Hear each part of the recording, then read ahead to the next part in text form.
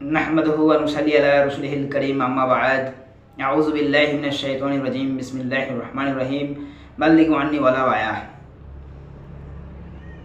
समस्त तारीफ समस्त प्रशंसा সেই মহান রব্বুল ইজ্জত সুবহানাহু ওয়া তাআলার জন্য, যিনি আমাদেরকে আশরাফুল মাখলুকাত তথা সর্বের সেরা প্রাণীগুলো তৈরি করেছেন, তাই আমরা সকলেই পাঠ করি আমিন। অতঃপর আমাদের শ্রেষ্ঠ নবী জনাব আরবি মুহাম্মদ সাল্লাল্লাহু আলাইহি সাল্লামের প্রতি অসংখ্য দুরূদ ও সালাম বর্ষিত হোক, সকলেই পাঠ করি আমিন। বন্ধুগণ, আজকের এই যে ভিডিওর বিষয়বস্তু হচ্ছে পেশাব পায়খানার শিষ্টাচার। আজকে আমরা অনেকেই পেশাব পায়খানা কীভাবে করতে হয়, কোন দোয়া পড়তে হয় অনেকেই জানি না, অধিকাংশ মানুষই জানি না, শিষ্টাচার বুঝি না, নিয়ম আদব কায়দা বুঝি না, জানি না। তাই আসুন আমরা এই জিনিসটাকে ভালোভাবে জেনে নিই। আল্লাহ রসুল সাল্লাল্লাহু আলাইহি সাল্লাম যখন পায়খানায় প্রবেশ করতেন তখন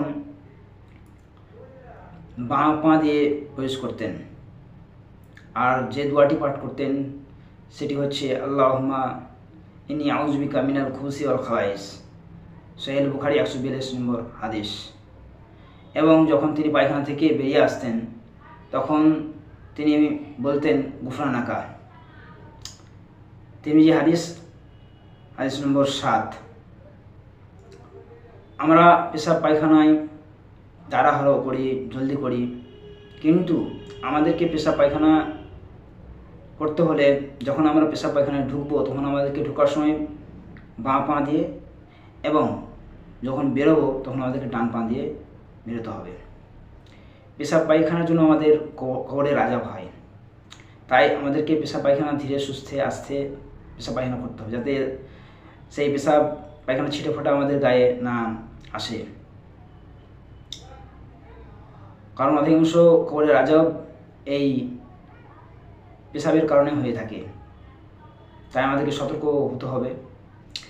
আর আল্লাহ রসুল সাল্লাল্লাহু আলাইহি সাল্লাম এই পেশাব পায়খানার ব্যাপারে যে সমস্ত জিনিসগুলো নিষেধ করেছেন, যেমন কিবলামুখী হয়ে আমরা পেশাব পায়খানা আমাদের করা উচিত নয়, আমরা পেশাব পায়খানা কিবলামুখী হয়ে করতে পারবো না।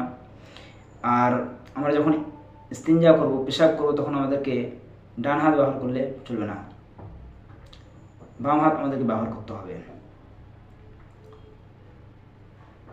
এই ভিডিওতে আমরা বেশ কিছু জিনিস জানলাম। এই ভিডিও এখানেই, আমার বক্তব্য এখানেই শেষ করছি। আল্লাহ যাতে আমাদেরকে যে সমস্ত জিনিসগুলো শুনলাম আমরা যাতে আমল করতে পারি, আল্লাহ যাতে আমাদেরকে তৌফিক দান করে, তাই আমরা সকলে পাঠ করি আমিন। ওয়া আখিরু দাওয়ানা আলহামদুলিল্লাহি রাব্বিল আলামিন। আসসালামু আলাইকুম ওয়া রাহমাতুল্লাহি ওয়া বারাকাতুহু।